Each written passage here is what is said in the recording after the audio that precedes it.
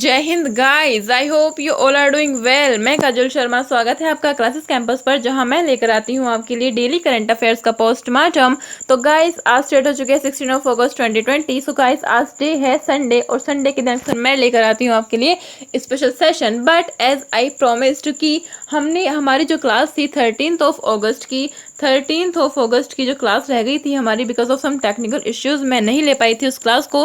तो गाइज मैंने आपसे प्रॉमिस किया था कि मैं संडे को उस क्लास को कंटिन्यू करूंगी। तो गाइज मैं लेकर आई हूँ आज का संडे 13 अगस्त का जो करंट अफेयर्स था वह सेशन। ठीक है गाइज, तो चलिए शुरू करते हैं इस सेशन को एक मोटिवेशनल कोट के साथ, जो है कुदरत ने सभी को हीरा बनाया है, जो जितना घिसेगा उतना ही चमकेगा। जी हाँ गाइज, भगवान ने हम सभी को एक हीरे के रूप में पैदा किया है, हम हीरे के रूप में उत्पन्न किया है। लेकिन उस हीरे का असली जो रूप है वो कब हमारे सामने आएगा? जब हम उस हीरे को घिसेंगे, यानी कि खुद को इतना सक्षम बनाएंगे, अपने परिश्रम से इतना सक्षम बनाएंगे कि जो हम हैं और हम जो है अपने फ्यूचर को निखार सकें, हम खुद को निखार सकें, ताकि हम एक हीरे के रूप में उभर सकें। तो गाइज, अपने परिश्रम के द्वारा आप खुद को, अपने परिवार को और अपने फ्यूचर को निखार सकते हैं। तो गाइज, इसीलिए मेहनत करते जाइए और सफलता की सीढ़ियां चढ़ते जाइए और खुद को निखारते जाइए। तो गाइज, इसी मोटिवेशन कोट के साथ चलते हैं, बढ़ते हैं आज के सेशन की तरफ। और अगर आप चैनल पर नए तो चैनल को कीजिए subscribe and hit the bell icon. तो गाइस, आज का पहला क्वेश्चन बना है, जो है हाल ही में पर्यावरण मंत्री ने मानव हाथी के टकराव को रोकने के लिए किस नाम से पोर्टल लॉन्च किया है? तो गाइस, जिसका आंसर है सुरक्षा नाम से पोर्टल लॉन्च किया है। किसने? पर्यावरण मंत्रालय ने। पर्यावरण मंत्री कौन है गाइस? आपको याद रखना है कि प्रकाश जावड़ेकर जी जो हैं वो है हमारे पर्यावरण मंत्री। ठीक है गाइस, आपको याद रखना है। तो गाइस, इन्होंने क्या किया है कि मानव हाथी, जो मानव और हाथी के बीच संघर्ष होते हैं, जैसे कि आपने सुना होगा केरल के एक शहर में क्या हुआ था, एक हाथी को विस्फोटक पदार्थ खिलाकर उसकी हथनी को, जो कि गर्भवती थी, उसकी हत्या कर दी गई थी। तो गाइस, इसी तरीके के पूरे विश्व भर में क्या होते हैं, मानव और हाथी के बीच बहुत से संघर्ष होते हैं। उसको रोकने के लिए पर्यावरण मंत्री ने अपने देश में क्या किया है, एक पोर्टल बनाया है जिसका नाम है सुरक्षा पोर्टल ऐप। तो गाइस, आपको याद रखना है इस पोर्टल को। और इसी के साथ आपको याद रखना है कि गाइस, जो मानव और हाथी के बीच संघर्ष होता है उसके निपटारे के लिए क्या किया जाता है पूरे विश्व भर में, कि गाइस 12 अगस्त के दिन ही इन्होंने, प्रकाश जावड़ेकर जी ने, मानव हाथी के बीच जो संघर्ष होता है उसको देखते हुए 12 अगस्त को ही यह क्या होता है, विश्व हाथी दिवस होता है। 12 अगस्त को विश्व हाथी दिवस होता है। तो गाइस, उसी दिन पर्यावरण मंत्री ने क्या किया है, उसी दिन यह पोर्टल लॉन्च किया है। तो गाइस, आपको याद रखना है 12 अगस्त को क्या, विश्व हाथी दिवस आपको याद रखना है। ठीक है गाइस, विश्व हाथी दिवस 12 अगस्त, जो कि आपको याद रखना है। और इसी दिन क्या किया था, पोर्टल लॉन्च किया था। किसने? प्रकाश जावड़ेकर, जो कि हमारे पर्यावरण मंत्री हैं। तो गाइस, आपको याद रखना है इसमें क्या होगा, इस पोर्टल में क्या होगा कि हाथी की जो इन्फॉर्मेशन है कि वो कहाँ पर है, उसकी लोकेशन ट्रैक करना, ये सब चीज़ें वो अवेलेबल होंगी किस पर, सुरक्षा पोर्टल पर। तो गाइस, आपको यह पोर्टल याद रखना है, ये इंपॉर्टेंट हो जाता है। ठीक है गाइस, और डे याद रखना है, 12 अगस्त को विश्व हाथी दिवस बनाया जाता है। और ये कब से बनाया जा रहा है? 2002 से यह हाथी दिवस, विश्व हाथी दिवस, यानी कि विश्व हाथी दिवस है, ये पूरी दुनिया भर में मनाया जाता है। तो 2002 से यह शुरू किया गया था। ठीक है गाइस, और विश्व के 60% हाथी जो हैं वो हमारे भारत में है। संख्या आपको याद रखनी है, 60% जो हाथी हैं वो हमारे भारत में है। तो गाइस, आपको याद रखना है। और गाइस, इसी के साथ बढ़ते हैं अपनी नेक्स्ट खबर के लिए, जो है हाल ही में किस देश के राष्ट्रपति ने दावा किया है कि उनके देश द्वारा कोरोना की वैक्सीन बना ली गई है? तो गाइस, जिसका आंसर होने वाला है रूस ने गाइस दावा किया है। रूस के राष्ट्रपति जो है व्लादिमीर पुतिन, उन्होंने दावा किया है कि उन्होंने अपने देश में क्या बना ली गई है, कोरोना की वैक्सीन बना ली गई है। तो कोरोना की वैक्सीन बना ली गई है किसके द्वारा? रूस के द्वारा, ऐसा उन्होंने दावा किया है। लेकिन गाइस, इसको 100% अभी श्योरिटी के साथ यह नहीं बताया गया है कि ये रिलायबल है या नहीं है। तो गाइस, यह एक कंट्रोवर्शियल वैक्सीन बन गई है, जैसे कि हमारा बाबा रामदेव वाली वैक्सीन बन गई थी, क्योंकि उन्होंने भी बहुत जल्दी की थी उस वैक्सीन को अच्छे से बताने के लिए कि हाँ जी ये बिल्कुल सफलतापूर्वक काम कर रही है। उसी तरीके से जो पुतिन है, व्लादिमीर पुतिन है, वो भी अपनी वैक्सीन का बहुत ही जल्दी बिना तीनों फेज को ट्रायल किए उन्होंने भी बहुत जल्दी से इसका अनाउंस कर दिया गया है कि हाँ ये सक्सेसफुल हो गई है, लेकिन ऐसा अभी ये कंट्रोवर्शियल चल रही है। ठीक है गाइज, तो आपको याद रखना है इस कंट्रोवर्शियल वैक्सीन का नाम जो है स्पुतनिक। स्पुतनिक इस वैक्सीन का नाम है स्पुतनिक 5। स्पुतनिक 5 इस वैक्सीन का नाम रखा गया है किसके द्वारा? रशिया के द्वारा। तो गाइज यह जो स्पुतनिक 5 है इसका नाम क्यों रखा गया है? तो गाइज आपको इसके पीछे का इतिहास याद रखना है कि जो स्पुतनिक है वो क्या है कि जो रशिया ने, आपको गाइज याद होना चाहिए कि रशिया ने सबसे पहले विश्व में सबसे पहले अपनी सैटेलाइट भेजी थी। विश्व में सबसे पहले अपनी सैटेलाइट भेजी थी कब?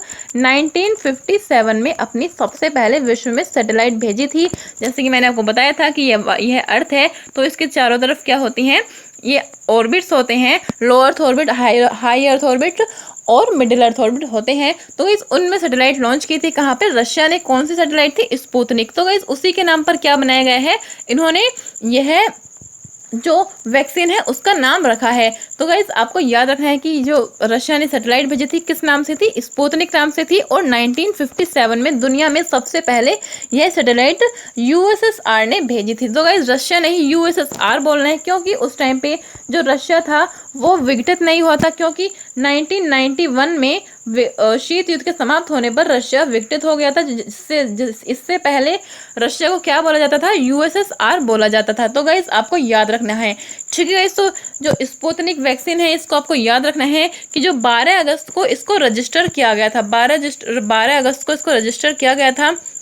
और गाइज जैसे कि आपको पता है कि जो वैक्सीन होती है उसके ट्रायल किए जाते हैं वैक्सीन के, जो कि इसके स्पुतनिक 5 वैक्सीन के 3 ट्रायल होने वाले थे। लेकिन रशिया ने क्या किया है कि इसमें फेज वन जो ट्रायल था वो तो किया, फेज 1 ट्रायल किया कितने लोगों पर? 100 लोगों पर यह ट्रायल किया गया फेज 1। लेकिन फेज 2 और फेज 3 की कुछ भी खबर नहीं है कि यह किया गया है या नहीं किया गया है। लेकिन जो पुतिन है उन्होंने पहले से ही केवल 100 लोगों पर ट्रायल करके क्या कह दिया गया है कि सक्सेसफुल वैक्सीन है। तो गाइज इसलिए ये कंट्रोवर्शियल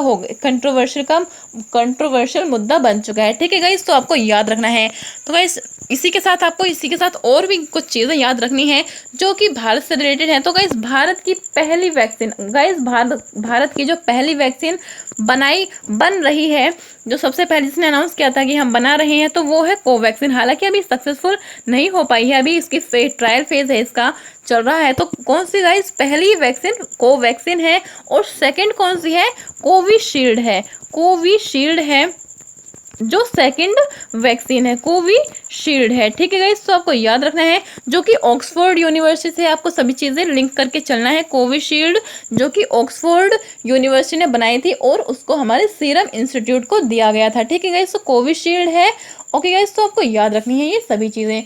तो गाइस चलिए बढ़ते हैं अपनी नेक्स्ट खबर के लिए, और इसके साथ जो फैक्चुअल इन्फॉर्मेशन दी हैं वो आपको सभी को याद रखनी है। तो गाइस इसी के साथ नेक्स्ट क्वेश्चन है जो है माउंट सिनाबुंग ज्वालामुखी कहाँ स्थित है जो हाल ही में फटने के कारण चर्चा में है? तो गाइस जिसका आंसर होने वाला है इंडोनेशिया। जी हाँ गाइस, इंडोनेशिया का माउंट सिनाबुंग ज्वालामुखी है जो अभी उसमें विस्फोट हुआ था, इसलिए वह चर्चा में रहा है। ठीक है गाइस, तो इंडोनेशिया। तो गाइस देख लेते हैं कि इंडोनेशिया की क्या है लोकेशन। तो गाइस देखिए यहाँ पर यह है स्ट्रेट ऑफ मलक्का। तो गाइज यहाँ पर देखिए आप, स्ट्रेट ऑफ मलक्का है।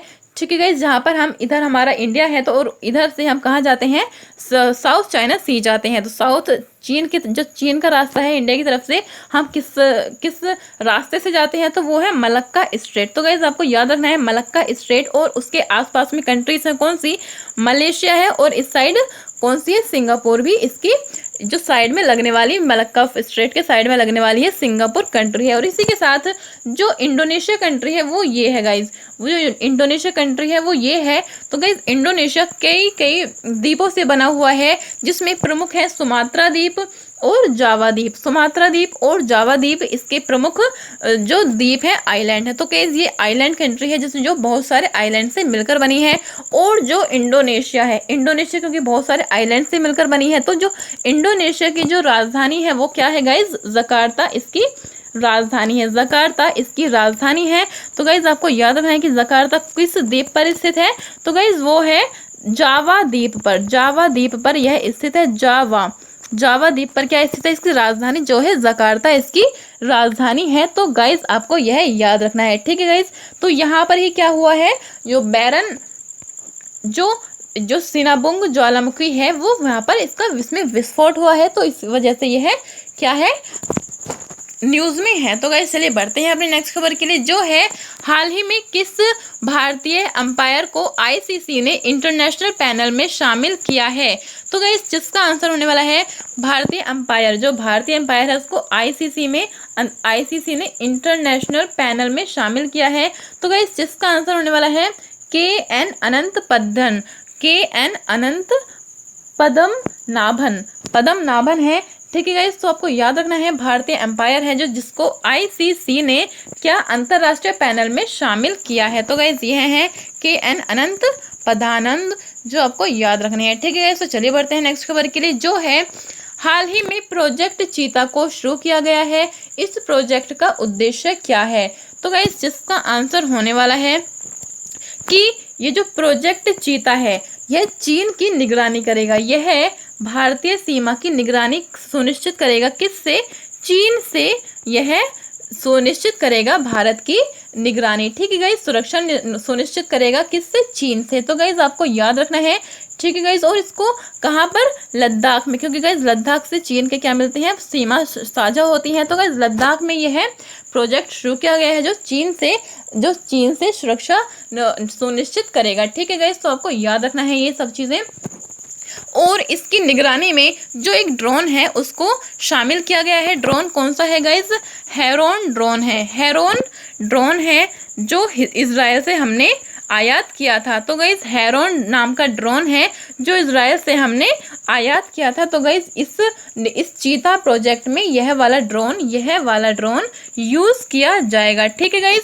तो चलिए बढ़ते हैं। और इसी के साथ आपको याद रखना है कि ये जो चीता प्रोजेक्ट है यह इसके साथ हम एक और फैक्चुअल इन्फॉर्मेशन, एक एक्स्ट्रा इन्फॉर्मेशन ले लेते हैं कि जो चीता प्रोजेक्ट है, बेशक इसका नाम चीता प्रोजेक्ट है, लेकिन हमारे देश में एक भी चीता नहीं पाया जाता, ठीक है गाइस।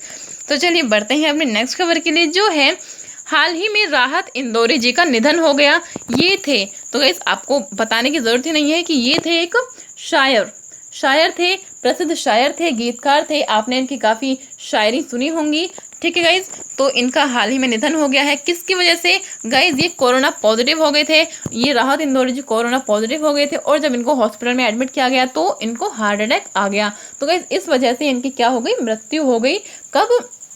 कब इनका बर्थडे मतलब कब इनका जन्म हुआ था, 1950 में इनका जन्म हुआ था।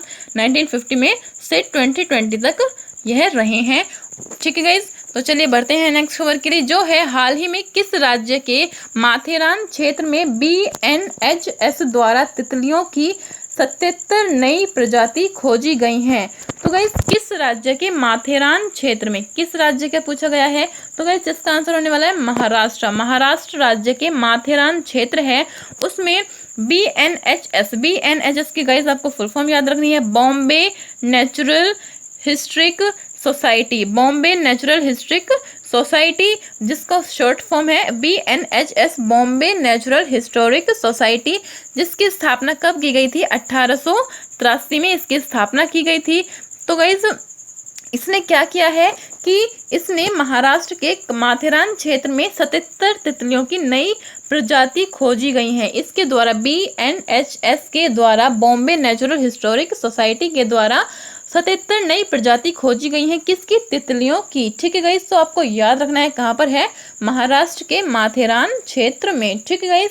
तो चलिए बढ़ते हैं अपनी नेक्स्ट खबर के लिए, जो है हाल ही में विश्व जैव ईंधन दिवस कब मनाया गया है। यह मनाया जाता है, हाल ही में विश्व जैव ईंधन दिवस मनाया गया है, यह कब मनाया जाता है। तो गाइस आपको जो डेज हैं वो याद रखने हैं कि गाइस जो 10 अगस्त को क्या बनाया जाता है?